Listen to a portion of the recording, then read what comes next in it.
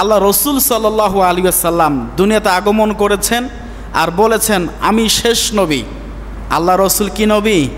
শেষ নবী, আর কোনো নবী আসবে না। আমরা কিয়ামতের আলামত সম্পর্কে আলামতে কোবরায় পড়েছি যে ঈসা আলাইহিসসালাতু ওয়াসসালাম আবারও দুনিয়াতে আগমন ঘটাবেন বা আসবেন, কিন্তু তিনি নবী হিসাবে আসবে না, তিনি আসবে মুহাম্মদ রাসূলুল্লাহর উম্মত হিসাবে। কি হিসাবে? উম্মত হিসাবে, কারণ তিনি দোয়া করেছিলেন আল্লাহ পাকের দরবারে। শেষ নবী, আর নবী আসবেন না। আল্লাহ রসুল বলেছেন আর নবী হওয়ার গুণাবলী সব থেকে বেশি পাওয়া যায় ওমরের মধ্যে।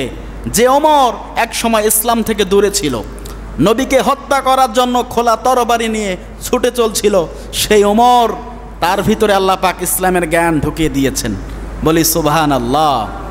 এখান থেকে আমরা বুঝতে পারি আল্লাহ পাক রব্বুল আলামিন কাকে কিভাবে কেমন করে যে হেদায়েত দান করবে, এটা শুধু আল্লাহ পাক ছাড়া কেউ জানে না।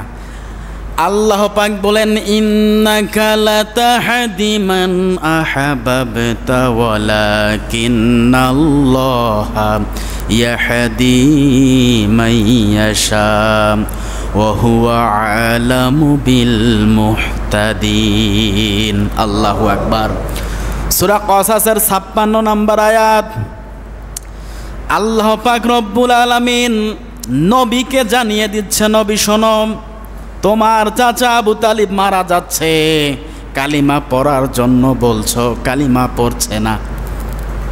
আবু তালিব, যার ঘরে আল্লাহ নবী সাল্লাল্লাহু আলাইহি সাল্লাম শিশুকাল পার করেছেন, যেখানে তিনি মানুষ হয়েছেন বাল্যকালে, 6-7 বছরের মানুষ আমাদের নবী, সেখানে তিনি বড় হয়েছেন। আবু তালিব তার ভাতিজা মুহাম্মদকে কখনোই কষ্ট দিতেন না।